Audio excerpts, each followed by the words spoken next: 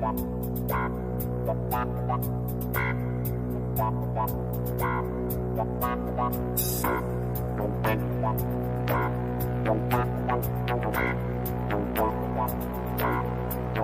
to the Serious TV Drama Podcast.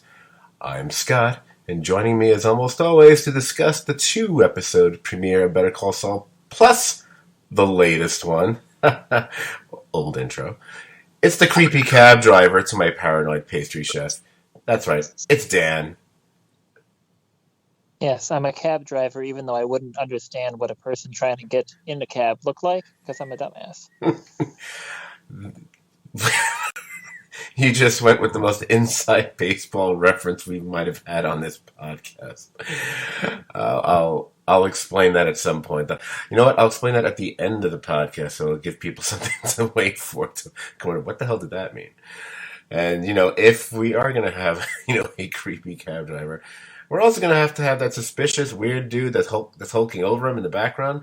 And for us here, that would have to be Brian. Hey, Brian, how you doing? Hey, guys. Good. How you all? Better now that we're all Good here. The gang's all here. Yeah, well, Yes, I get to- it's the somewhat delayed, but at least we're doing it now, podcast covering Better Call Saul. We are actually going to be covering the first 3 episodes of Season 5. When we had originally planned to do this roughly a week ago, I was all set to talk about what we had been doing to prepare for Better Call Saul. It seems kind of like ancient news now, so I don't know if I really want to be bothered. All I would say was, did you guys watch any previous episodes just to get back in the mindset? Because it had been over a year. I think, God, what had been like 14, 15 months since the previous season? I watched El Camino and the last episode of last season. Okay. Dan, I know you were away, but so I don't know if you were able to watch any previous stuff. Yeah, no, I didn't. I didn't get to anything, and I didn't get to New Mexico to look at the locations either. I'm sorry. Wow. Well, Albuquerque doesn't have any direct flights from Minneapolis, so it's kind of a pain to get there. So I usually don't end up there. You know what we call that? Excuses. No, just no, kidding. Personally, I actually had came up with since there have been 40 episodes of Better Call Saul leading into this. I narrowed it down to 20, and I even posted it on Facebook, I believe, in a couple spots, my recommendations for what 20 episodes one could narrow it down to. I even have a subset. And if 20 is too much, here's 16 episodes, kind of a thing. Or basically, like, well, just watch the first and last episode of every season, you idiots. I don't know what to tell you. I actually ended up cheating. I actually watched 21 episodes. One little piece of news about the show, or a couple. One of the things we learned in the weeks leading up to the new season, that next season of Better Call Saul will be the last. It also will be an extra long season by a few episodes. One can suspect it's probably going to be a long wait for that final season. One may also suspect they're going to do what AMC likes to do with things like Mad Men and Breaking Bad in the past, that they're very likely to split that season in half, which is kind of annoying. They have not said they're going to do that, but I would be legitimately shocked if they did not do that. One little amusing thing about the number of episodes, turns out that Better Call Saul will end up with a run of 1 episode longer than Breaking Bad, and I don't know how many people saw that coming, although there is kind of a tradition for shows that are quote-unquote spin-offs ending up having a longer run than where they originally came from. I mean, Dan, correct me if I'm wrong, I think there's more episodes of Frasier than there are of Cheers, I think, if I'm not mistaken. I'm looking right now. Let me take a look. And I think the same applies to, what else? I think there's more Jefferson's episodes than All in the Family, if I'm not mistaken. And I feel like, wait, were there more Laverne and Shirley's and Happy Days? That I'm not sure about. I have to look into it. But anyway, And then with, Jesus, Law and Order. I mean, Law and Order Special Victims Unit is still on. I think they're at, 20,000 seasons at this rate, just for that show. Anyway, there is a tradition. Cheers had 275 episodes, but Frasier only had 264. However, the Tortillas had 290, so I guess you are right. Shut up. Frasier didn't beat Cheers. I thought it had. Wow, that just poked a hole in everything I just said. They're writer's strike or something that fucked him, maybe. When it was on. Maybe it was number of seasons and the writer's strike affected it. Well, I apologize for my bit of misinformation. I was going purely by TV memory on that one. One can also say that we can sort of look at El Camino as really 1 to 2 more Breaking Bad episodes. It's kind of what they were, which kind of then shifts the balance back to either being equal or just 2 more hours, making it, no, it's actually, there was a bit more Breaking Bad. Because El Camino, come on, it was basically Breaking Bad. What else would we call it? Speaking of Breaking Bad, one other thing I'll mention before we get to the 3 episodes. For y'all out there, if you've been listening to our Better Call Saul podcast and the last few minutes conversation, one can also assume you are a Breaking Bad fan. A friend of mine sent me a link the other day to this video that was put out. I think it was put out roughly around the time that El Camino premiered last fall. It may have very well even been put on our Facebook page at the time, and I didn't do a search for it, so if it is there, I'm reporting news all the folks there are already aware of. Anyway, it was this really cool video that had been put out by the website The Ringer. It's the kind of thing that Dan that you would love. So you would probably remember if you'd seen this before. It was something along the lines of the 12 camera shots that truly defined Breaking Bad. Do you remember this at all, by any chance? Yeah, it sounds familiar.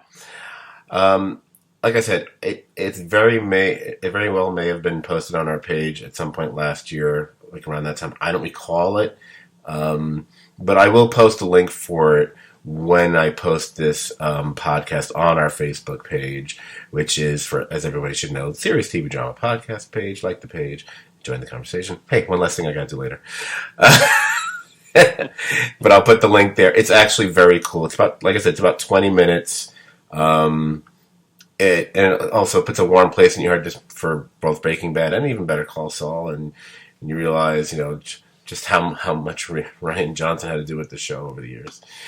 Anyway, that's it. Okay, so pitter patter, let's get at her, and let's dive into the season 5 premiere of Better Call Saul.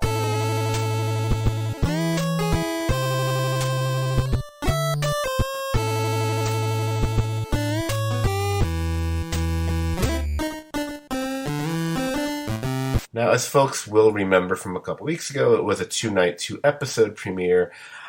I suspect we may find ourselves bouncing back and forth between those 2 episodes, maybe less so with the 3rd episode that just aired the other night. I think we will to some extent try to endeavor to keep our conversation somewhat chronological, but it's not a crime if we do end up bouncing back and forth. Who cares? The point is, we've all seen these episodes. Everyone listening has seen them. We don't need to do an exhaustive chronological recap, but we are going to try to pinpoint things and get a good conversation going here. So that first episode was titled Magic Man. It was written by the series co-creator Peter Gould. Don't need to give his resume. He's the co-creator of the series.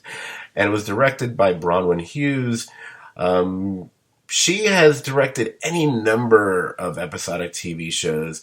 But the important one to zero in on, you got to go all the way back to season 1 of Breaking Bad, and she actually directed Crazy, Handful, and Nothing, which for all intents and purposes is the introduction of Heisenberg. That's the one where Walter White meets Tuco, and then things go boom. Whether we want to say this is our introduction to Saul Goodman or not, or whether we were getting a taste of that in previous episodes, that's debatable. When I did that binge, the thing I first recommended for folks was go to the season premiere of each season and just watch all the Gene Takovic in Nebraska or Omaha, Nebraska sequences all back to back, which is what I had done in just literally days before the premiere. So I think the first thing I would love for us to talk about is that sequence. This was the longest of all 5 they have done. They've actually progressively gotten longer. They had a few that were like 6 minutes in length, and they had one that was 8 minutes, one was 9 minutes. This one was a full-fledged first act. I think it was roughly like 14 minutes. So this is the most time we've spent with Gene all at once.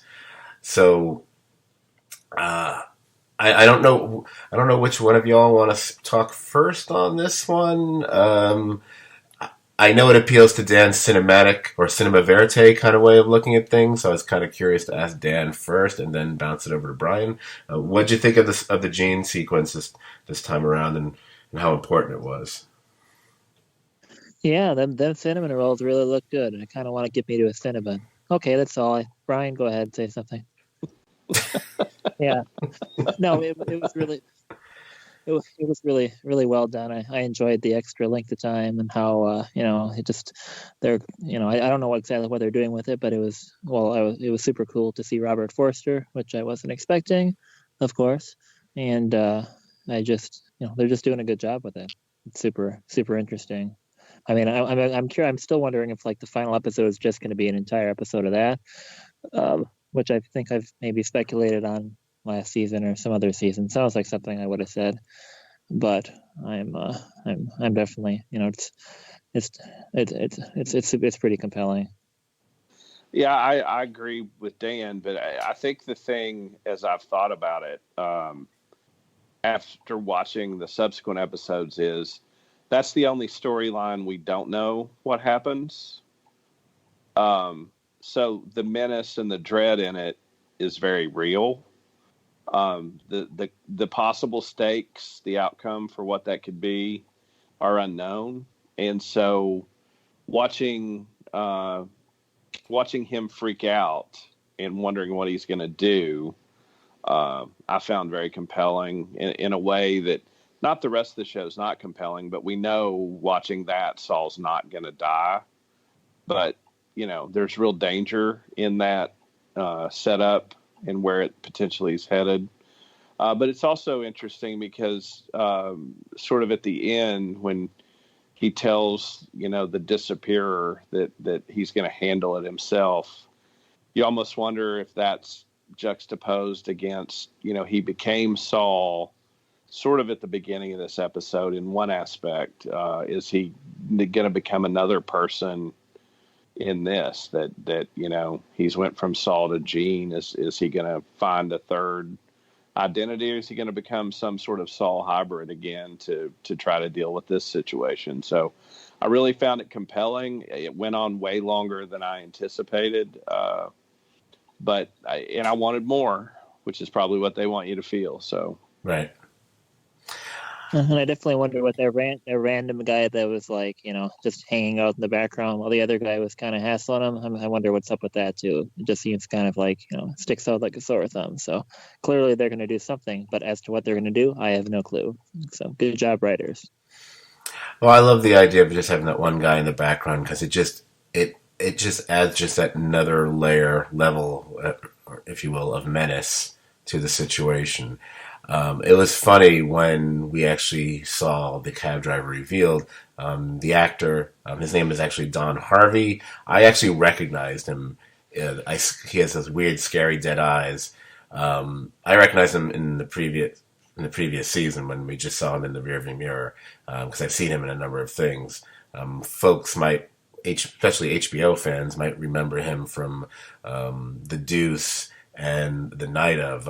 So guy usually plays cops, and usually not the cleanest of cops either. I was very taken with the sequence as well. I love all the black and white Omaha sequences. They're just great. It also gives us a chance to see Bob Odenkirk just bending a few other arrows in his quiver as far as his acting techniques and what he does. I know a mutual... I can't believe I'm going to do this. What the hell? I know a mutual friend of ours on Facebook kind of felt that he gave up the store a little bit too quickly to when he was being questioned by the cab driver, which as much as I might like or even sometimes respect our mutual friend, Dennis. I gotta disagree with him because I'm sorry, he didn't just give up he spent the entire sequence and running from, changing his license plates and going out of town and then hiding out in his house for days on end. This wasn't something he just gave up. He was paranoid for days leading up to this until he was finally confronted with the guy and another guy standing behind him. So him eventually admitting who he was and mumbling "Better call Saul" seemed perfectly appropriate and right in that moment. It didn't seem like he just suddenly just gave it up too quickly as far as I was concerned. And finally, I was very surprised that we actually got to see Robert Forster as what'd you call him, the disappearer? I always just call him the vacuum cleaner repair guy. Apparently, I think when they were filming El Camino at the time, and Robert Forster obviously was in that, they made a decision and they spoke to him instead of just having him being just recorded, just actually film that scene way back when. Just especially poignant since Robert Forster passed away right around the time of the release of El Camino, actually. So I thought, oh my gosh, is this the last role that we'll see Robert Forster play? Yet again as the disappearer, except I just noticed in an ad for some Apple TV reboot of Amazing Stories, he's apparently in one of those episodes. So I don't know when he filmed what, but I'm wondering if this could have been the last thing he filmed or not. I haven't looked into that, but it was still great to see him. So, and I agree. I don't know what's Gene gonna do because he's talking like, is he gonna try to do something violent? It's two guys. What's he gonna do? I am very curious about that. So I would echo Brian's sentiments on unlike the main thrust of the show where we know where it's headed, which personally I don't think takes away from the show. It's just, it only adds to the tragic nature of the show. But that's the one storyline other than what happens to Kim that we really don't know what they're gonna do on the show. Yeah, I kind of wonder if, they've definitely made it seem like, maybe he's going to do something somewhat aggressive at the end of that flash forward or whatever the hell we're going to call it. But I wonder if that's just kind of meant to, kind of set up the tone for the season as he gets, Saul, I guess, at this point, gets more and more involved with Lalo and Nacho and whatever. And clearly whatever, shenanigans he ends up involved in with them is probably going to escalate to some kind of, pretty violent level. I mean, he's super freaked out just at the thought of them, taking his ass out and murdering him in his first appearance in Breaking Bad. So one would assume that he's going to be involved in some darker than average shit for the character. So maybe that's kind of like foreshadowing or post-shadowing, or I don't know what the hell you would call it in this case. It's a little bit of this and a little bit of that. It's funny because I'm noticing from the way that you two gentlemen have spoken about Jimmy/Saul. Are you guys of the belief, or are you ready to call him Saul now? Because I'll tell you right now, for me, he's not Saul yet. He's using it as an alias for his shady lawyering, but he's not. He's definitely closer. He gets closer every season, but he's not. For me, he's not Saul yet. I don't think that quote unquote transformation has truly happened yet, and maybe that will be a final season kind of a thing. I would say if I had to spitball it, he's 40% Saul, and I think we get we're not staying chronological, so I'm going to say that I think that probably the most telling line of the season so far is when Nacho says, "When you're in, you're in the last episode." Right. When he says, "I don't want any blowback, man. I don't want to get in the middle of this." And he says, "When you're in, you're in." And I think that that transition is well on its way. And he's at least adopting the persona of Saul full time as a lawyer and in all those scenes. So I'm comfortable saying it, that that's who he is when he's in that role. And most of the stuff we saw was, especially in Magic Man, was that person. And that person certainly is the artist formerly known as Jimmy McGill. So, Well, what's funny about that is it's for me it's kind of a weird flip because I would say that about say like the first episode and going into the second episode even, but with that third episode, and part of me instinctively kind of wants to save this till we talk about it, but who cares? I think it's the third episode which really, for me, hammers home the fact that he's not Saul yet. Which is, and I know there's a bit of irony because that's the one where he's really doing the, at best, somewhat unethical activities on behalf of, Salamanca, and that whole kind of thing, and how it's clear he's kind of become part of this. But you referencing Nacho saying when you're in, you're in. Well, then technically he's been in since season 1. Because the last time he and Nacho even encountered each other was way back in like early to middle of season 1, if I recall. So it's kind of like, so he's always been in. It's just, but he's never had anything to do with these guys in this situation for all this time. Yeah, but I think it's different when it was him and Nacho in that situation. When you're dealing with Lalo, I mean, Lalo's raised the stakes, and that's obviously where the show's headed. Right, but you Nacho's not going to kill you if you say no. Lalo's not gonna. You don't get to say no to Lalo. Yeah, but you're also you're forgetting that end of the very first episode, second episode, he had a deal head to head, hand to hand, whatever with Tuco, who's a bit more insane on the outside than Lalo is. So he's kind of already encountered the extreme danger of of these people and that sort of thing. So yeah, but Tuco is definitely a different kind of animal than Lalo too. So I mean, like Tuco, he's just gonna snort a few 8-balls, and he isn't necessarily gonna be like, oh yeah, remember the lawyer, let's get him involved in this. But Lalo's more of just like, okay, this is somebody I can use, this is somebody I'm gonna use. So I think it's it's a different kind of situation, of course, but I think it's a little bit more perilous now in that aspect. When I was to him as Saul, it was just like that's kind of who he's representing himself as when he's working with Lalo and Nacho and stuff now. So maybe not full Saul, but just kind of like it's he's Saul Goodman when he's representing Crazy 8 and that kind of stuff. So that's just kind of how I see that going. Not that Jimmy's completely gone. I think Kim's got to kick him to the curb or something first before we get to that point. Right. Also, Saul wouldn't be refusing the business to begin with. He's working hard not to be involved in this. That wouldn't be Saul. This is Saul's bread and butter. Saul wouldn't be worrying about it the way he was. He wouldn't be lowballing himself the way he did either. The peril is two different types of peril because the peril with Tuco was immediate. I mean, the guy was literally going to kill him right then and there. So but then again, this guy's obviously just as scary, just in a different way. Either way, he was fearing for his life. But okay, I get the impression now that we've talked about. I think we all are on essentially the same page. That right now Saul is really more of a persona he's adopting when he's lawyering, but he's also letting people in on people who even remotely know him are in on the fact that he's not Saul. He's not like a method actor who's going to now be Saul all the time, which is essentially what actually ends up happening to him. He's kind of like a method actor gone mad in my mind.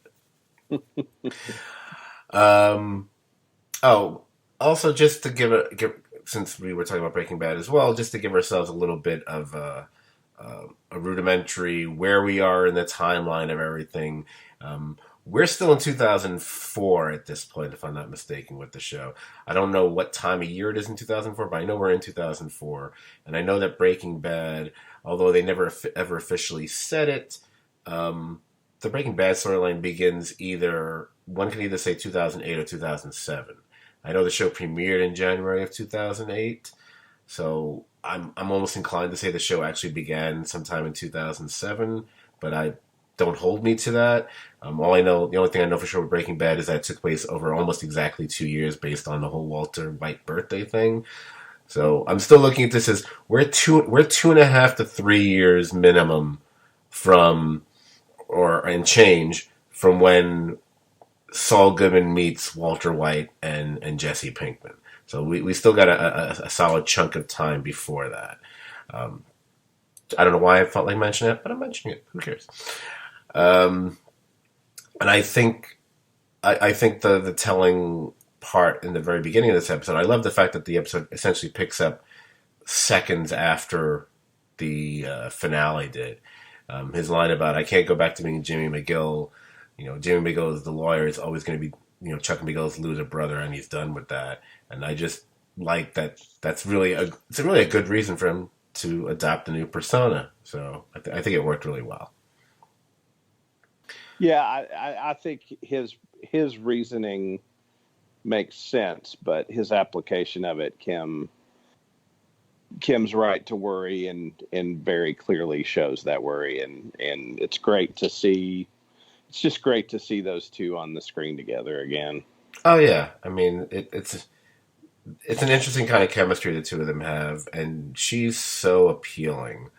So, what makes it interesting with Kim, I think not just for me, I think for a lot of people, is when Jimmy does something which we know, oh, you shouldn't have done that, but we can see that happening. We know it almost it's inevitable. When we see Kim do stuff, it's almost more painful because we know, at least we feel we know that's not her. So I think Right. I believe it's in that first episode. You have that whole thing towards the end of the episode, the whole the decision to lie to her client right after she insists otherwise to Jimmy that she's not going to lie to her client, whatever. I know I was kind of like, oh, I get why you're doing it, but that's it. It felt like she just lost a little piece of her soul doing that for me.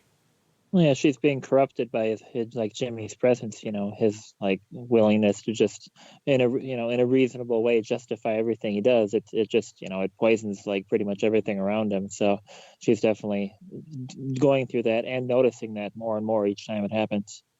Right, absolutely. Now, do you think it's the nature of those kind of interactions, and really more on the professional side, is that going to what leads to them being separated? Even though, as I think Odenkirk said somewhere in an interview, like, for all you know, he could have still been with him. We just never talked about it on the show, which I don't think that was the case, but it's kind of funny that he would even say that.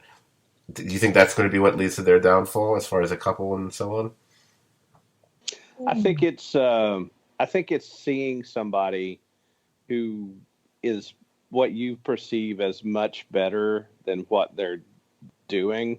Mm-hmm. That it's hard to live with that you see somebody not living up to their potential and falling far short of what they're capable of, and not even seeing it.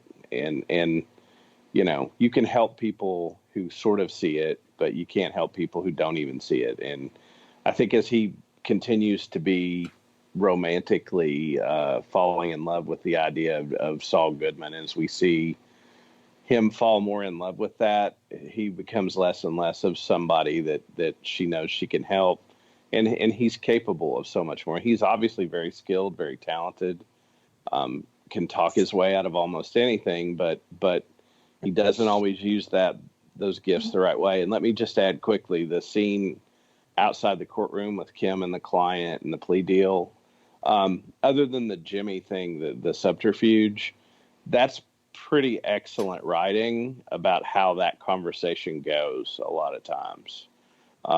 That a client doesn't like the deal, so they'll just hold out for something when nothing better is coming down the pipe. That I was really impressed, and I didn't have time to look it up, but I wonder if Peter Gould or someone on the staff, has some legal background, because that was pretty realistic, and very well done. Yeah, I remember they had somebody, I don't remember who it was, but like one of the producers, like sisters or somebody, was like like a lawyer that was always giving them giving them advice about stuff like that. I can remember who it is, right? Right. I feel a lot of the better television series that do deal with lawyers and legal matters tend to have at least one or more people on staff, in the writing room or wherever, that are almost like their legal consultants. I know that was the case with shows like The Good Wife and a couple others.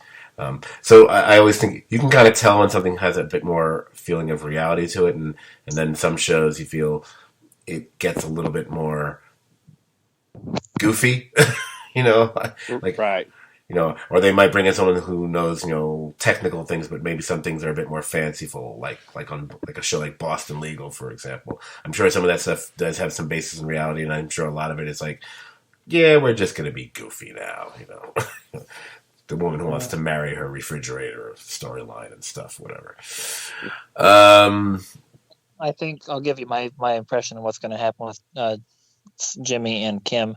I actually think that maybe he's going to notice her like becoming more and more unstable as like being around him, and she'll start to sacrifice her ideals and stuff more and more.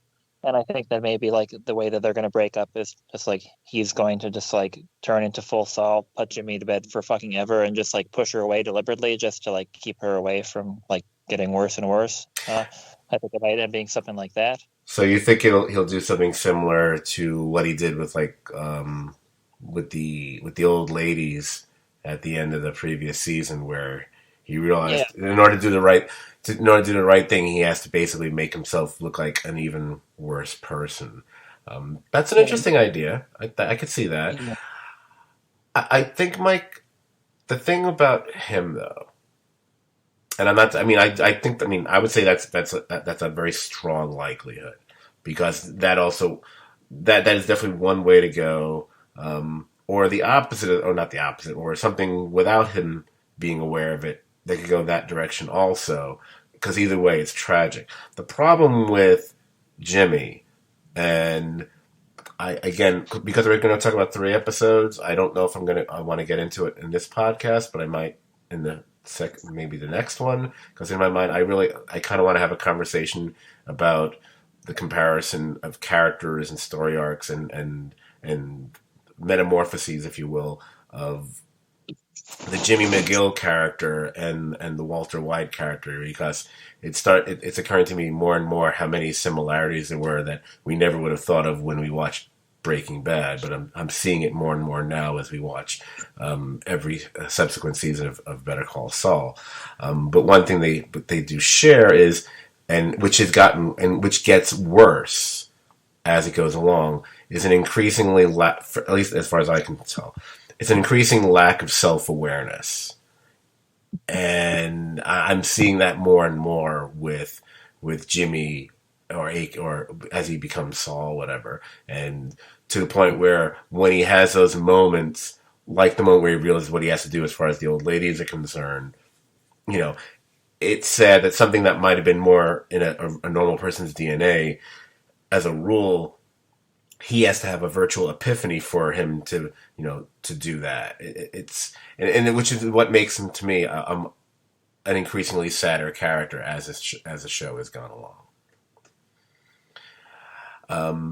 Speaking of sad characters, one thing we didn't mention at all was the stuff going on with Mike in this episode.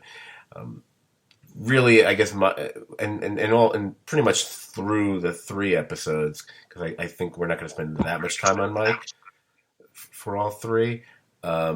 It's just Mike dealing with his own guilt and sadness over executing Werner Ziegler. So it's really just giving Jonathan Banks a chance to do a lot of, like, as usual, great work and poignantly sad work as Erman Trout on the show.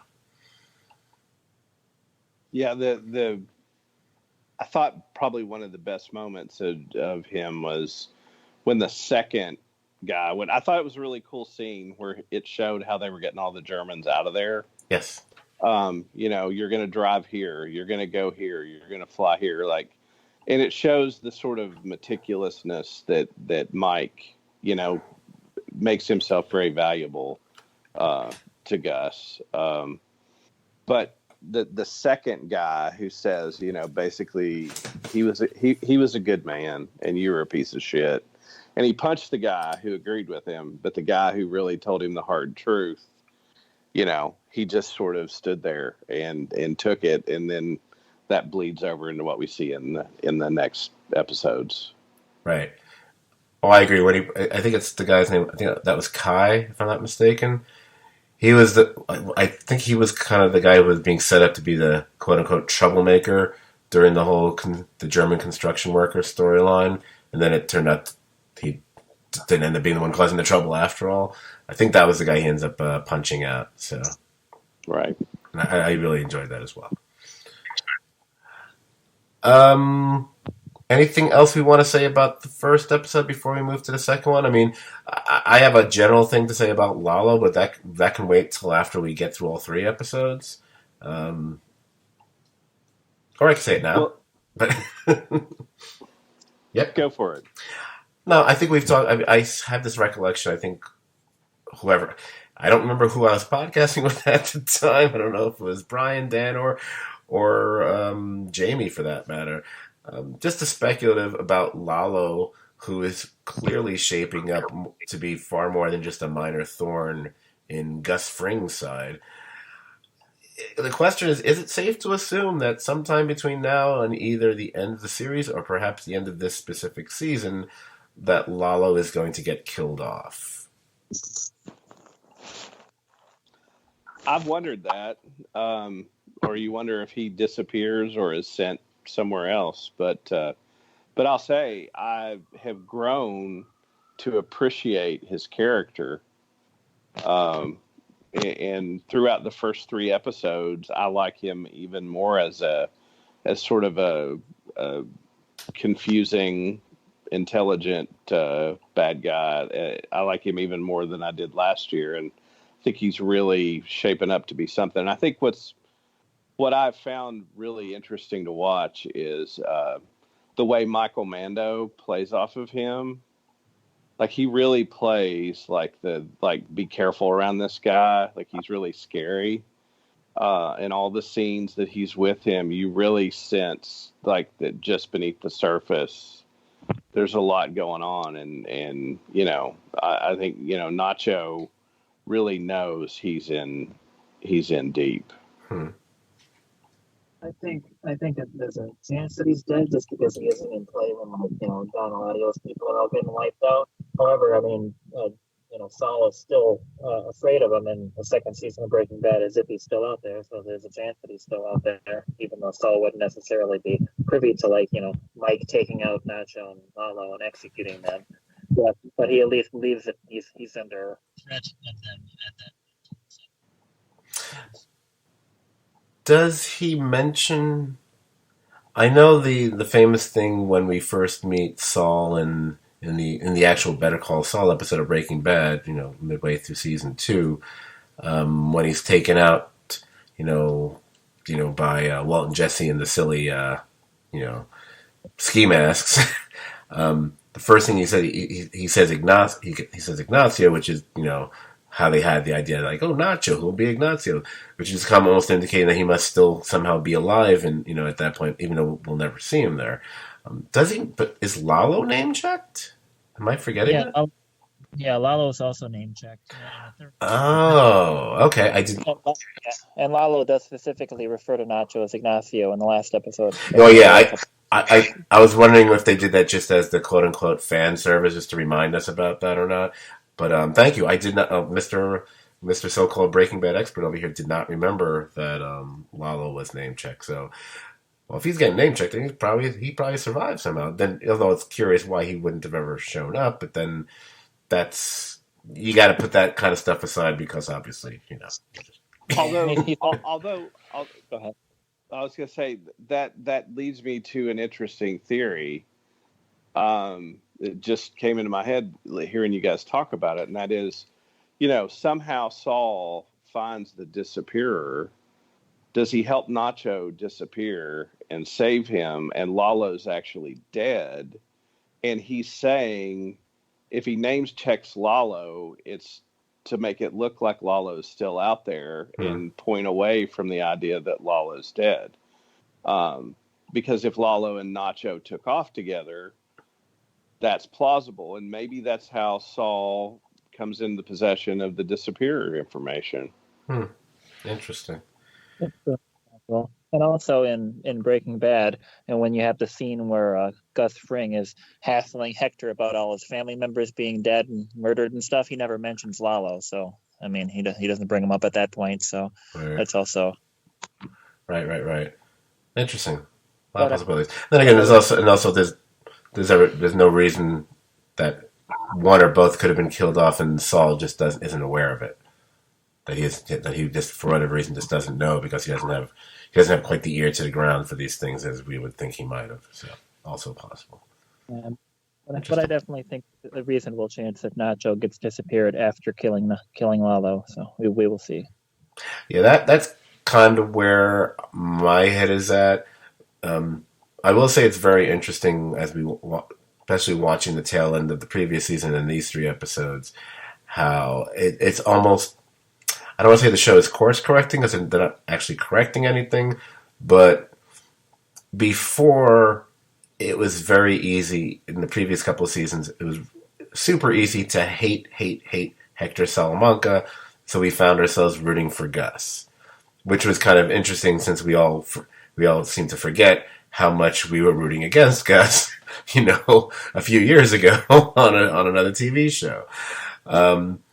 It's interesting how they are starting to play up more the cold harshness of Gus Fring, maybe almost as a reminder, like, yeah, this guy is not just deadly. He's not someone you should be rooting for, based on how he's treating Nacho here. I'm not saying that we were rooting for Lalo either, for that matter, but it does set up a very interesting dynamic with 2 very different personality types that we hadn't seen interacting before. So I'm finding that more enjoyable than maybe I should. Although I do kind of wish we would get more insight into Gus, but I think at this point that's not going to happen. I just like the fact that we have to piece things together by comments Lalo makes to Hector, where there's always been the suspicion, but never actually specifically said before, that Gus was involved with that with the guy who ended up being killed off in one of those old backstory things by Hector. It's here where they outwardly say that they thought the 2 of them were a couple, which hadn't really been said as quite as specifically before, to my recollection. I do think there's a good chance they're going to film some more Gus backstory here too, because there's a scene where Lalo and Balsa are talking, and they refer to something presumably quite brutal that Gus does, and I think maybe they said Santiago back home in Chile. I think that's what they were talking about. So, yeah. But there's definitely some kind of event that they specifically refer to that I'm assuming we're going to hear more about. I mean, maybe not, but I would hope they would get. I would like them to give us at least that 1 episode. I think the character is more than deserving of it. He's gotten so much time and screen time over the course of 2 series, but other than those, the couple, was it 1 or 2? I can't remember right now. The flashback things with Don Eladio and Hector, whatever. We never really got much else about him, and even those still had a certain amount of mystery to them, as from what I was just saying. So I wouldn't mind that. So that would be kind of cool. All right. I want to start moving things along to get to the 2nd episode, which was titled 50% Off. That one was written by Alison Hatlock, who her claim to fame really is that she wrote one of the season 1 episodes of Stranger Things. She did write a few episodes of a show that me and Dan have a special amount of adoration for, the underrated Halt and Catch Fire. And she has actually written 1 Better Call Saul episode in the past called Something Stupid. Solid episode. Didn't make the cut in my Better Call Saul binge-a-thon, but still solid episode. And it was directed by Norberto Barba, who is basically, every once in a while they just get these guys or ladies who are veteran TV directors. This guy is one of those guys who's directed 1 million episodes of Law & Order and CSI and a whole bunch of other shows, Sons of Anarchy, Grimm, that kind of stuff. I think the most notable thing about that 2nd episode, I mean, we've kind of been talking about him here and there, but we haven't really focused on him as much. Nacho certainly plays a bigger part in that episode and in the season so far. He's that guy caught between a rock known as Gus and a hard place known as Salamanca's now. From the murder of his ponytailed thug buddy to the threatening of his dad, the Fring side of things, as I was just saying, it's not really looking like the sunnier side of the fence compared to the Salamancas as it might have in the past. That whole drug retrieving escapade was kind of fun to watch. It kind of to me, it almost had a weird Jesse Pinkman feel to it for some reason. I'm not sure how to describe that. So I feel like at the first chunk of this episode, and the one thing I guess we didn't mention, oh no, I'm sorry, I'm getting my episodes confused. Glad I stopped myself before I said that out loud. A lot of this episode is Nacho related, as well as another one of those backstories we never really asked for, but heck, we're getting entertained by getting it. The origin of Crazy Eight's name. Mm-hmm. And as I know the two of you will remember, especially Dan, because he's already proven to have a better Breaking Bad memory than I do tonight. Folks, don't forget, we meet Crazy Eight in the very first episode of Breaking Bad. So he, right now, in my estimation, he's the most direct link to the very beginning of Breaking Bad on the show right now. Unless it's someone else who shows up in both shows, before he does. I'm pretty sure I'm right about that. So I just wanted to hear y'all talk about the Nacho stuff, and also, we can talk a little bit about Crazy Eight. Some questions I had when I was originally dreaming up the podcast for the first two kind of sort of get answered by the third episode, as far as what Crazy Eight's eventually going to be for the police, either the CI or a snitch or a plant. We kind of see that unfold in the third episode, so it's not really a question anymore. But what did you guys think of all the Nacho / Crazy Eight stuff in this episode? Dan, if you want to go first, and Brian, back him up. I think this season's doing a good job of really showing that Nacho is kind of like a fourth lead on this show. I mean, he doesn't always get a lot of time, just because the story doesn't necessarily require him a lot. But when they do use him well, you definitely feel like that they're really just he's been like a strong point of view character, just like Jimmy, Kim, and Mike, I guess. So it is kind of nice that when he has the chance to shine, Michael Mano does a good job in the role and is able to be sympathetic and to earn our sympathy. I guess that sympathetic is the correct word for that. So, but yeah, it's just interesting, good stuff to see. Breaking Bad had already established that Crazy Eight was like a CI working for involved with the DEA, so we knew that. But just kind of those dots kind of get connected somewhat here. Yeah, I thought the sequences with him were great, and the he really had to take a chance to gain Lalo's trust, and he took quite the chance in the escapade with the morons at the drop house, and I thought that was a great sequence, which led into what I thought was probably the development of the sort of intentional drawing of Lalo as a more nuanced, intelligent, strategic person, where Lalo figures out what happened with the drugs when he gets the drop drugs, and they're curious about what's going on with why people aren't liking their stuff. But Michael Mando really shined in that episode. He's doing great work. He's gotten to where he deserves to be the other person on this show that carries it. That storyline, to me, has been very compelling. It's sort of becoming, as the season goes on, that's the most Breaking Bad part of the story. And it ties it in. So I've really enjoyed it. I thought their interactions were great, and I look forward to seeing where it goes. And with Crazy Eight, with him, all these people are trapped in these places, and you almost wonder if the criminal, the guy who starts out the criminal, doesn't want to go good, and the Jimmy starts out as the good guy who ends up bad, that if maybe hopefully there's a redemption story for Nacho.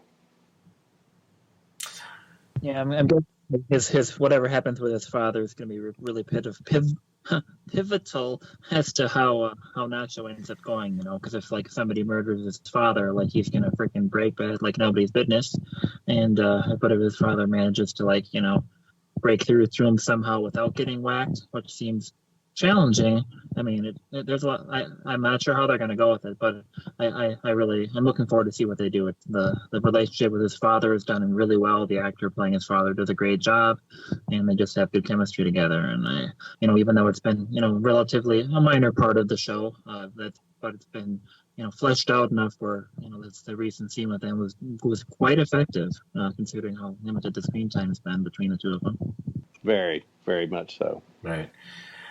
Well, it's interesting. What Dan was saying about the elevation of Nacho's character to definitely being like the fourth lead on the show. I would definitely agree with that. It's almost like the show largely has been, it's on one side it was. I think when it first started during the course of that first season, we were thinking of it. Oh, we see what they're doing. It's going to be the Jimmy and Mike show, and those storylines may occasionally cross over, but for a while they're not. But it's interesting that even though obviously Mike is still play a major part in the show, of course, it's like the other half tends to be more. It's like the Jimmy side of the show and the cartel related storyline side of the show, or the Breaking Bad storyline part of the show, so to speak.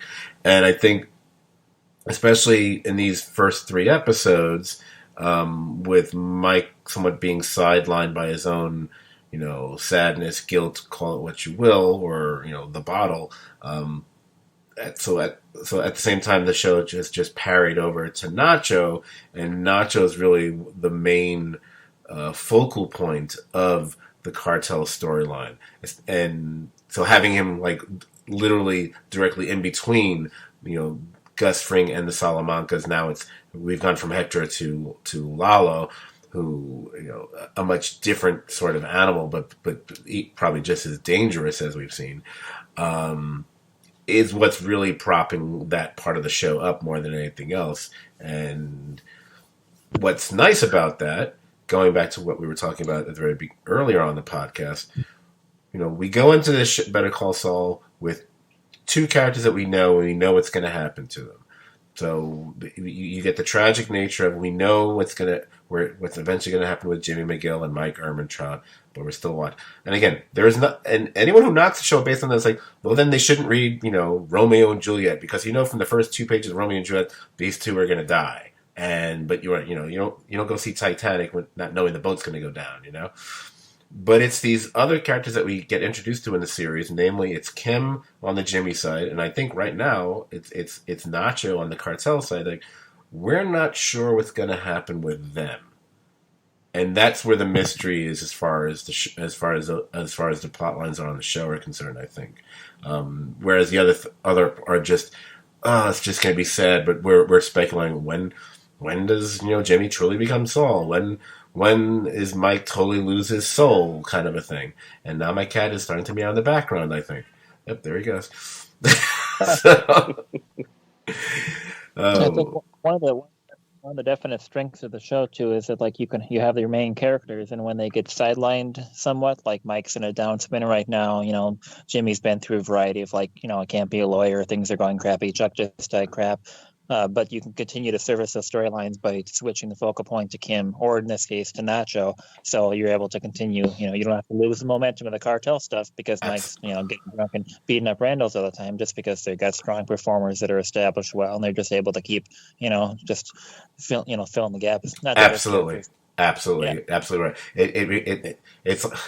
You're probably not going to like this at all, but it reminds me. It's kind of like the baseball team I root for when the Stars were sidelined last year. It's next man up, and someone that you didn't foresee, or someone who was just seemed like a more of a supporting player, all of a sudden takes center stage and does just as well, if not better. And that's kind of what Nacho is doing here. That's why I made a Yankees reference in the podcast. Well, I thought you were going to make a Game of Thrones reference, so I'll take the fucking Yankees reference. They can beat my ass in the playoffs every fucking time the Twins make it. It's still better than the Game of Thrones reference that you may have made there, so no, thank you. I certainly was not going to make a Game of Did you notice when I did the top 20, the Game of Thrones was not in that top 20? I noticed it because I did it. Anyway. It would be bad if I didn't know. I didn't know I wrote that. Where was I? Wow, I just derailed my own brain there, which isn't that hard to do. I guess I'm just looking at the notes here, which I love when I write notes and all of a sudden I read it like later on, like that doesn't really make a heck of a lot of sense here. Okay, it's not, but whatever. I'll try to shape this into something that does make sense. I think through the course of the second episode, and certainly when he gets picked up by Nacho at the end of the episode, and it took me a moment to try to remember how long ago these two people encountered each other. That goes all the way back to season 1. I guess this for me, I think as we go from this episode into the next one, this is where Jimmy really starts to get involved on the cartel side of the show, because we haven't really seen he's had no connection to that outside of his little helping Mike do surveillance work at Los Palos Hermanos a few seasons ago. But I think this is his first real stepping into it more so. And just be interesting to see how that tends to increase over the course of the rest of the series or not. If that made any sense. Speaking of that, I gotta tell you this dumb thing that it did, and it's just because my mind's like vacation addled, so I'm just kind of like wore out. But it took me about 36 hours to like realize like why Nacho is like picking Jimmy up, to like make the connection. It's like Crazy Eight's in jail, they need a lawyer. It just like I had like no idea what the hell was going on for a very long time. Normally I'm pretty quick on the draw, so that's just like, how mindless I was Friday and Saturday. Excellent. Oh, one thing I meant to mention, which I think applied. I can't now. Does it apply to? I didn't write notes about everything. I think it might be in both episodes. Yeah, it is in both episodes. I have to mention this. I love that Jimmy is still working with that camera crew and makeup girl for his schemes. How they keep popping up. I love the fact they still don't have names. I love it.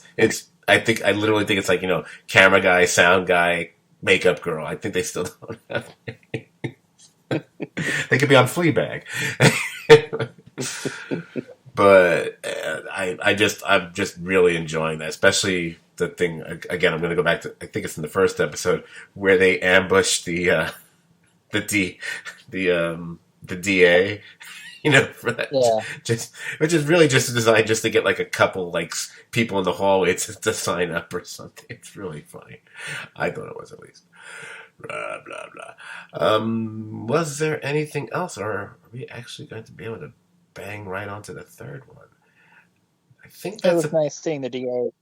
I can't remember his name, but just like he can consistently be just like the most like hapless schlub possible. In this case, not being able to quite get his chips and having to like make the most like embarrassing, like, not get caught beating up the machine move ever.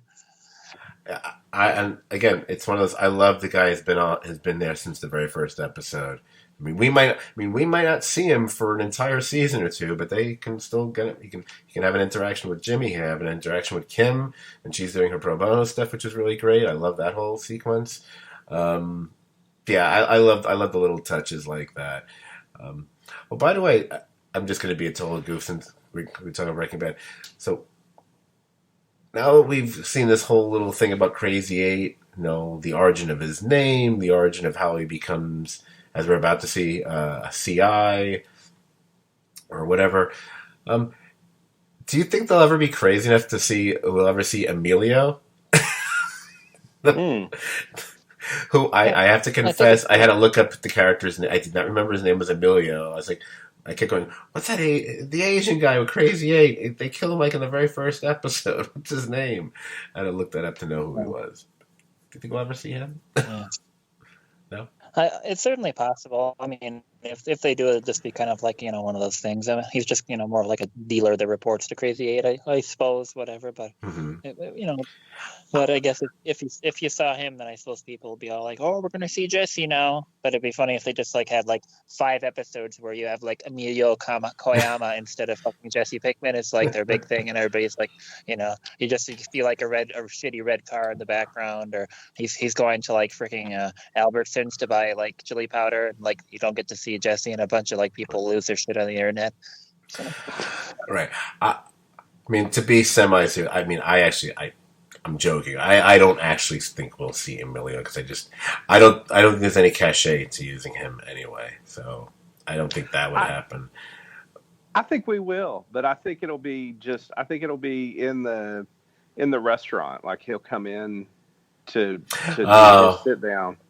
Yeah, I guess. Yeah, I mean, I guess you could. I'm just my concern. Well, not concerned. They can do whatever they want, and doing something that a lot of people might not pick up on is not a reason not to do it, because then it just becomes that much more of an interesting Easter egg kind of thing for people, I guess.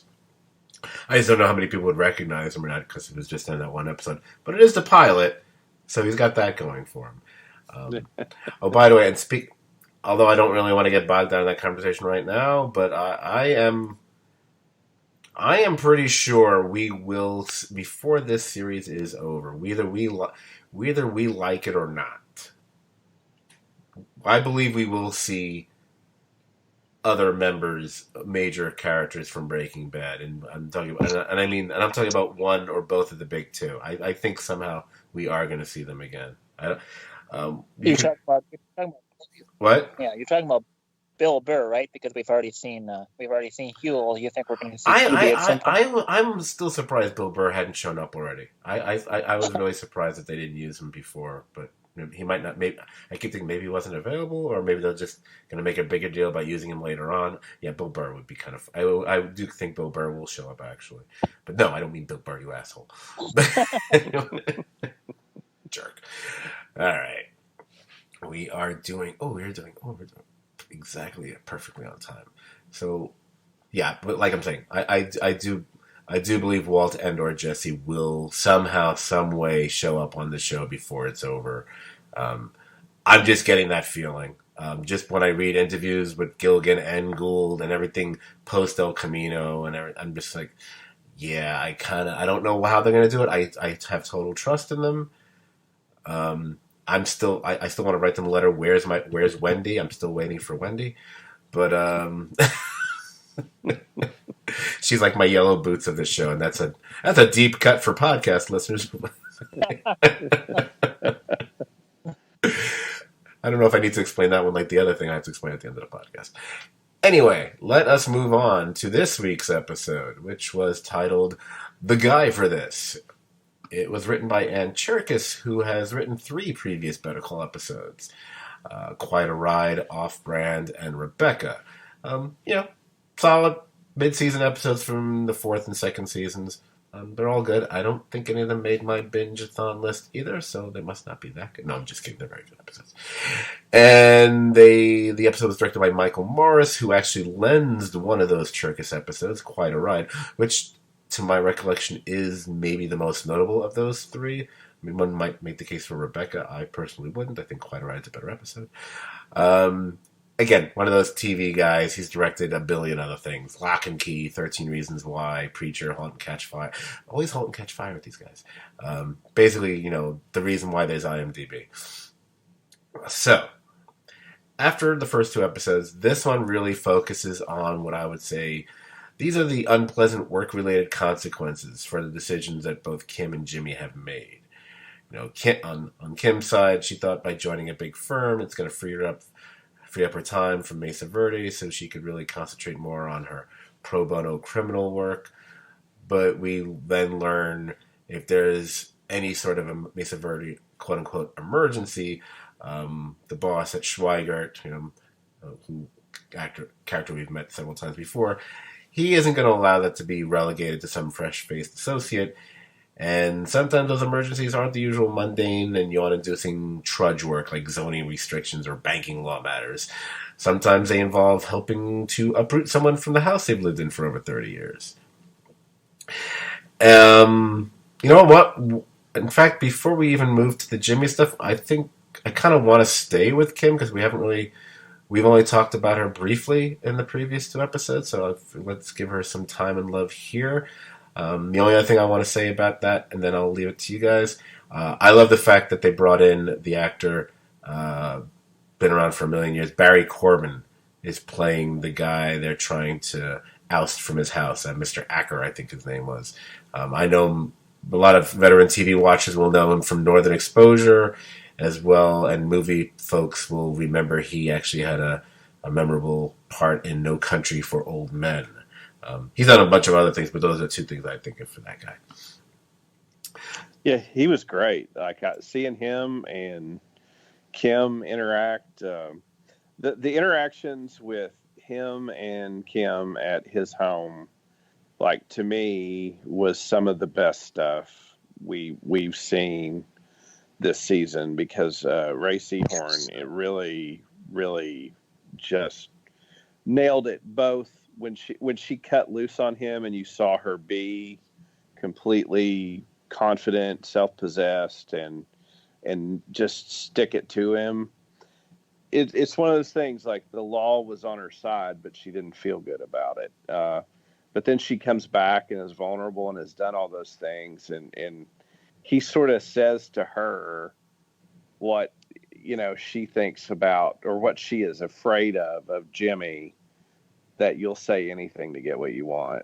And I thought that those scenes with him and her were super interesting. And I was curious, just a bit of trivia. I looked up Tucumcari, and it's about 175 miles from Albuquerque. So Jeez. That's no small drive to have to take off and head down there. That was a pretty big thing for her to go. But I love that. I love that sequence. And what great! I mean, I'm sure Dan, the way he loves it. That house out in the middle of that field. I wonder how the production team found that or what they did to build that. I thought it was a striking image, just this one lone house surrounded by a fence.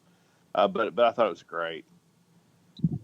Yeah, I definitely. It looks like the kind of thing that they could put together. I mean, I suppose they probably just found like a crappy abandoned house in the desert and just kind of like made the outside of it look a little bit better. I think that's probably what the production would have been because there's plenty of that kind of stuff. But yeah, it definitely was cool to see. I mean, Tucumcari is definitely quite a ways away from Albuquerque, even though you can take I-40 pretty much the entire way. It's still a long haul, but I definitely enjoyed those interactions. I wondered if the show producers were kind of like, making some kind of message as she was telling off this libertard, anti-elitist, whatever. It's definitely a certain kind of, caricature of something that unfortunately is far too common nowadays. So I wondered if her just like, there are laws, there are consequences for stuff like, wake up and you live in the fucking world, you fucking libertard jackass. I wondered if they were kind of making some kind of point there. But, maybe not. The show to get embroiled in such things, and that is the kind of person that would live in the middle of nowhere near Tucumcari. I'll be honest with you. Wow, that was a word I didn't expect to ever hear on this podcast. So, on the libertarians, so just in case anybody. Yeah, I was getting confused with that and libtard, so I was like, libertard, okay. What? Thank you for explaining it. Now that makes a bit more sense to me. Okay. Yeah, everything's what you guys said. I mean, it's genuinely sad when she comes back to really sincerely try to help the guy out. It's also significant for that's the first time we learn considerably more about her past than what we knew before. I mean, we knew that that Hamlin, and McGill had helped pay for her legal education, so we know she didn't come from, she wasn't from like some rich family or something. But to learn that she genuinely grew up poor and that she fled homes in the middle of the night to avoid landlords and bill collectors and all that sort of stuff, that's kind of major. She's kind of a survivor, and maybe even more so than, say, Jimmy and Chuck were, I don't know, or at least on the same level. I'd say more so. What makes it so sad is that we know that this isn't a bullshit story, but the guy doesn't. He just thinks it's another con and treats her the way he would treat someone like Jimmy. And I think even though Jimmy has nothing to do with any of this, I think it's almost a sad reminder for her of, how people's perceptions can be skewed a certain way. And even though he has nothing to do with this, I think it's just one additional brick against that situation. That, when it's almost like a karmic thing that just happened to her, where this is kind of like the payback she gets for lying to her other client, so to speak. She lies to one client and gets the result she wanted. She tries to be, the best person possible and honest with this client, and it doesn't go the right way. I found that very interesting. Yeah, and I like the and I thought about this well after the fact, but I like the fact that Jimmy took her to that beautiful house to try to, he always makes these grand flourishes and says, look at this. Wouldn't this be perfect? It's this. And she's so uncomfortable. And she says, well, maybe one day. And in this thing, she's going to this guy going, look, I found you the perfect house. Here's where you could go live. Here's where you could be happy. And the guy is playing her part to Jimmy and saying, you're just saying something. I don't believe you. I mean, the writing and the thought in this show, I just, it's the best thing on television, and it's amazing. And this episode, based on what I've seen, some of what Ray Seahorn's done, but I mean, this would be some of the stuff I would, submit for her for. I mean, it's just a damn shame she hasn't been, given the recognition she deserves for what she's done. I agree. And this episode, I mean, if it never gets any better, this should go in for consideration for her for some awards. Yeah. She's just been remarkable. Yeah, I agree. I mean, it kind of reminds me of how I felt about Michael McKean's performance in the first 4 seasons, and how the dude, and I know it's recent, but he does appear in the 4th season. And the only time he ever got a nomination was for his guest appearance in that final episode of the 4th season. And I was like, how did he not? I'm not saying he should have won, but how did he get nominated? Did we really need to nominate like 18 people from freaking Game of Thrones? That's right. I brought it back to that. Anyway, I have one Tucum Carry anecdote. One time I was heading west on I-40, and I passed Tucumcari, and it was a pretty, nice day, somewhat sunny, a little cloudy. And then within like 30 seconds, like it had hailed so hard that everything around was just completely covered in it looked like it was covered in snow. It just went from like a normal desert day, just everything, like traffic screeching to a halt. Just it was just completely crazy. But that happened near Tucumcari, so I just thought, nobody would give a shit about that. But when I watched the episode, it reminded me of that. Wow. I was thinking maybe Noah Hawley wrote your trip for you or something. That's awesome. Flipping back over to Jimmy in this episode, we pick up with this is the episode with the whole encounter with Lalo and working on their behalf. Blah, blah, blah, blah, blah. A lot of stuff we talked about already, so we don't need to talk about it here. But the one thing we haven't talked about yet, one of two things. It's what this episode may actually be mostly remembered for by a lot of other folks. It was the return of Hank Schrader and his partner Gomez, Dean Norris and Stephen Michael Quesada. I knew it was coming. It's the one good thing about this series. Of any of the medium to major players on Breaking Bad, these would be the two that would make the most sense to show up. So as long as they look fine age-wise, there's no reason. In fact, this is where being a bald guy comes in handy for Dean Norris. So he doesn't look any different age-wise than he did at the beginning of Better Call Breaking Bad, for that matter. Hey, happy to see them. It's like having old friends over, kind of a thing. So I enjoyed that a lot. I don't really have a lot to say about it other than the fact that it was just great to see them, and the fact we know we're going to get they're going to show up in at least one more episode, from what I understand. Doesn't mean they might not show up again. Again, at least them being DEA agents and having encountered, we already got the impression they had encountered Saul before, or at least we could read that into it, even if it wasn't necessarily spelled out. But I always kind of thought they had before. So if he wants to show up again later this season or in the final season, it would be fine by me. It makes perfect. Marie showing up might be a little stupid, but I have no problem with Schrader showing up and Gomi. So I thought it was a lot of fun. Yeah, I really enjoyed it too. Sorry, Dan, go ahead.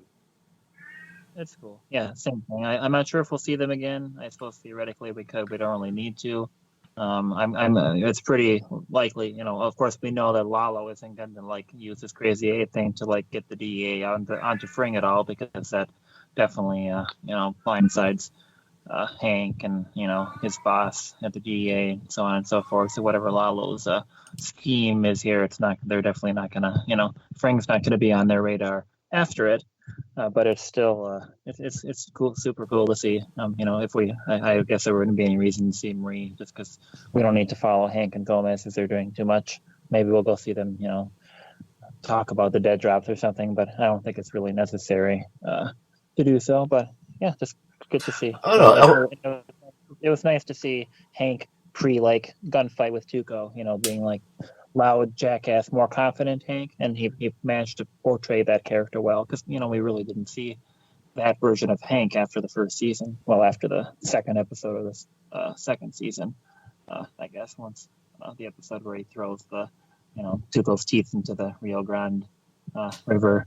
The swagger was gone at that point. So I'm sure nice for that. We still got some of it in season 2, because in the Better Call Saul episode, when he's ordered out of the room and their interactions, he's kind of doing that act. But yeah, but your point is still right, correct. So yeah. I don't mean to step on you there. That wasn't my intention. He was still able to be cocky and whatever, but it was more of a persona he was putting on, because his confidence was definitely screwed up a little bit. Oh yeah, I think it's one thing if you're with some pissant drug dealer or whatever, he's going to be the same old Hank. But when there's more of a tension situation going on, that's when the anxiety attacks, panic, whatever, and the loss of confidence will start to kick in. But being in a room with a guy like Crazy 8, or back, I think in season 2, isn't it Badger? If I recall, that of course he's going to have all the braggadocio because of who he is. But like I said, it was just great to see them, and my thing about whether they'll reappear beyond, I mean, I already know they're in at the very least the next episode. So, but as far as anything beyond that, if it's in service to the storyline, is what I mean. Not just some glorified, yay, look, they're here again. But, if we want to get into, say Gus Fring's beginning to interact more with the DEA and cops as being an upstanding citizen and things like that, maybe that might make some sense or not. Is it necessary? I don't think it is, but who knows? I will defer to Gould and Gilligan and whatever, as, they haven't failed us as of yet, from what I can tell. But the interesting turn about that whole thing is but Lalo has Jimmy go to him to do this thing, to say these things. But it gets complicated, and Jimmy makes it more complicated by setting him up as a CI. And you see that wasn't part of the plan when he talks to Lalo later. Mm-hmm. But he convinces him it's a good thing. And it's sort of what you said, like Jimmy's lack of self-awareness is that in spite of himself, he complicated it further. Because there's a real danger when your guy's also a CI. That's not if he just was passing on information, right? Mm-hmm. But Jimmy not only made him be a CI, he also said he's just going to work for you, for the feds, for Hank. So Jimmy didn't just do what he was told. He sort of improvised and made it a little more complicated.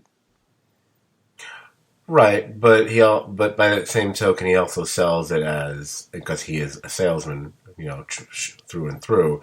He sells it as, I just went above and beyond. I just got you more than you were expecting. I just get you something for this current situation. I got you something you can use from this point on. So that's kind of interesting that they did it that way. That Lalo wasn't really expecting DEA involvement. He seemed a little surprised there when Jimmy mentioned that they were part of it. And it was the feds. Yeah, he seemed surprised it was that, and that the CI thing was mentioned. So yeah. I get what you're saying, but I think Jimmy is so good at that he can't help himself. He spun it well, and he handled the situation well. I just thought it was a little interesting that Lalo doesn't seem to be, surprised by a lot of stuff. So it just kind of seemed like something where, like, he usually seems to be playing a move and a half ahead of some of the other stuff. So I thought he didn't, he seemed a little surprised about that. Well, I think a lot of it is because Lalo is still, more about the Mexico side of things. So I think in previous episodes we've seen that there are certain things, in the U.S. he's not entirely familiar with or quite understands because of his lack of time here. So he might not quite have grasped that.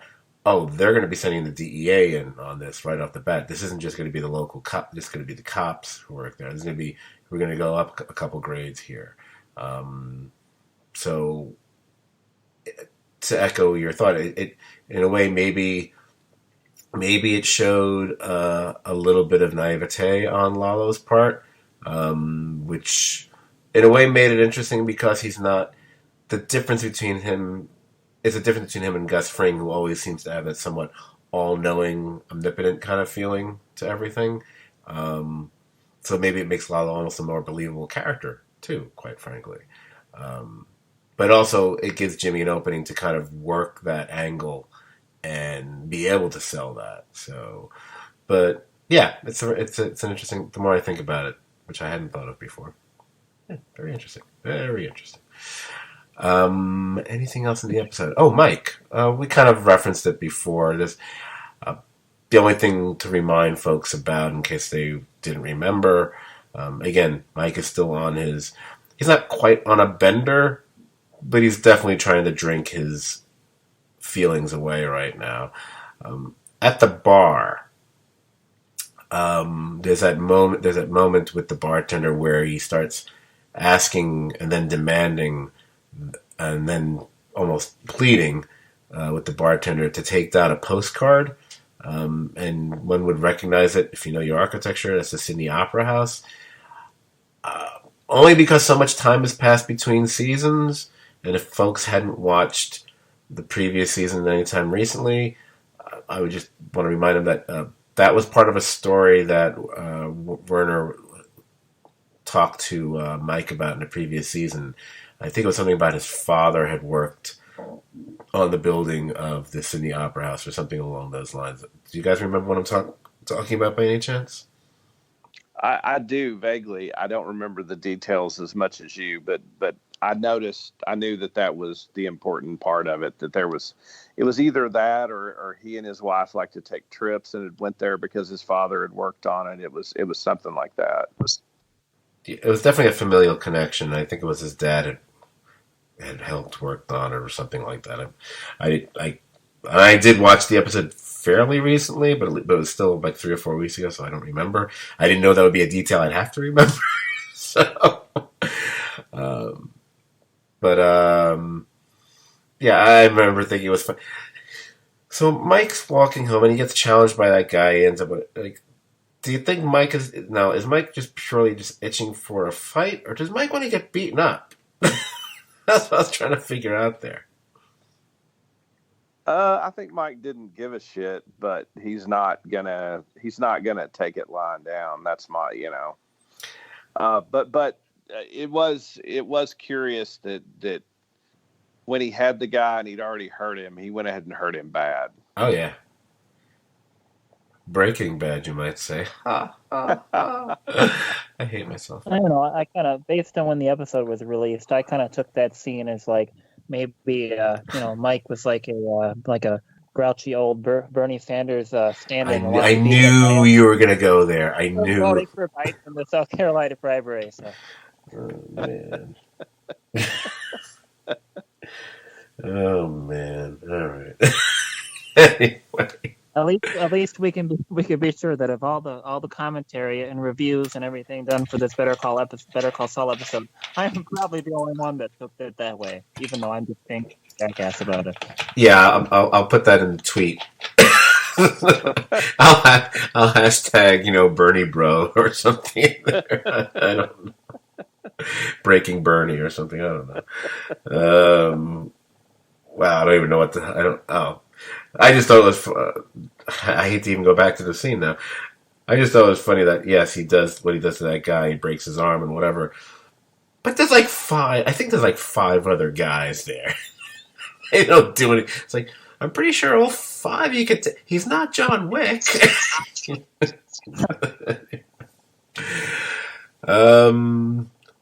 Hey, I think.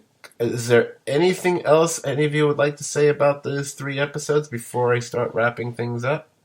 Just a question I have for you guys that we didn't talk about, but in the Mike storyline where the thing happens with his granddaughter, where basically he finally snaps at her, and then his former or his daughter-in-law says, "How were things?" and he walks off.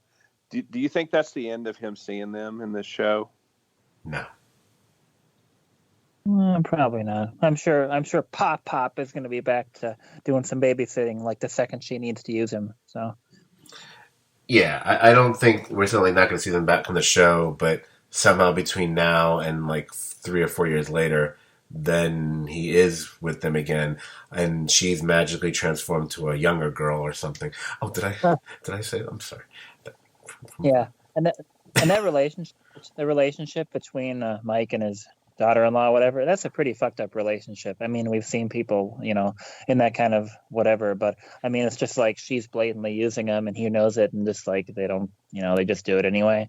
It's a little unpleasant to watch, even though Mike isn't exactly a stand-up guy at this point, but it's just kind of like, ugh. It's the circle of life, man. No, I do think we'll see them. There'll probably be a whole scene with them, apologizing and blah blah blah, whatever, and like, who paid for your goddamn house? Shut up. So something like that, I'm sure. Okay, I think that covers all 3 episodes. Look at that. So we will be back next week for whatever I think the 4th episode is titled Namaste, so I'm assuming they're just going to show an old episode of Lost or something. But the Sydney was an Easter egg leading yes, to that. Australia. There you go. Excellent. So let me get the wrap up thing out of the way right now. Once again, if you liked this podcast, I hope you did. You're going to like hanging out on our Facebook page as well. I know I mentioned it earlier. I'm mentioning it again.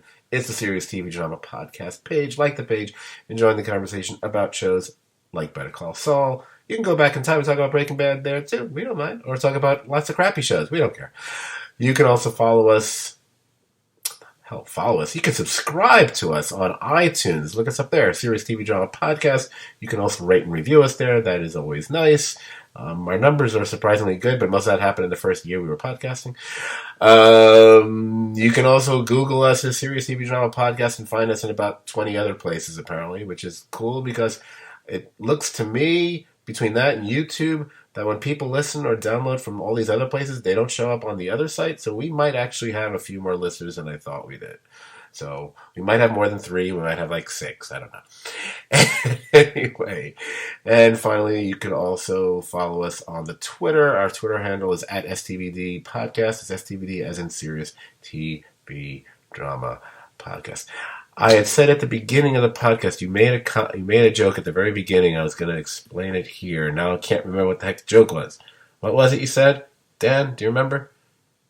It's going to be really... I was making fun of my taxi cab related confusion when we... Oh, okay. The cab driver. Yeah, you made the joke about not being...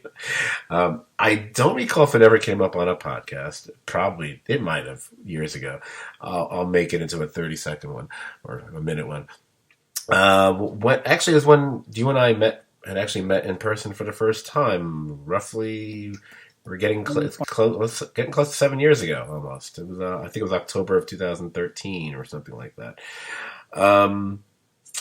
I was giving Dan kind of a whirlwind, poor man's tour of New York, and not the more obvious spots, whatever. And at one point, we were in a part of Brooklyn, which is just a stone's throw away from actually being able to walk across the Brooklyn Bridge. And we were at some little minor intersection-y thing just near where cars either get on or get off the bridge, and he was confused or seemed confused by someone who was like raising their hand and waving with their little valise at their foot at these strange yellow cars that were coming off the bridge. And it's like, what's that? And like, he's hailing a cab. He's like, he's what? Like, and again, I didn't see cabs. I just didn't understand why the guy was standing there with a suitcase with his hand in the air. I had to explain. I was like, have you not seen movies? And Scott said in like the most like matter of fact, like, barely like patient, just like, he's hailing a cab. Like, he's hailing a cab. Oh man. Oh, it was really and just it became fodder for jokes for quite some time after, but haven't made that joke in a while. But Dan with the callback of all callbacks. So there you go. Yep. And I was like, gower, Scott, this is my first time in Raleigh. I've never been in a city this big before. Raleigh being the closest city to Mayberry. Not a podcast-related podcast joke. Yeah, I can't even understand Raleigh. I mean, I don't even know how you. Where are the sidewalks? Anyway, everywhere you walk, it's a grassy knoll. Do they assassinate people here regularly? Anyway, all right. We're so close to being at that hour and a half mark.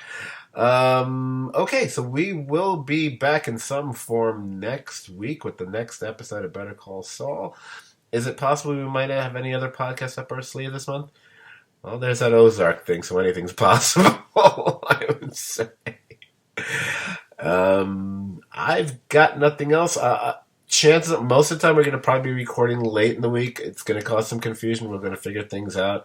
But hopefully we will, unless there are, again, unforeseen circumstances, we will try to get a podcast out to you guys at least with a few days ahead of whatever the next episode is. So you're not listening to a podcast about one episode while you've already seen the next one, which is what I kind of want to avoid with this kind of thing.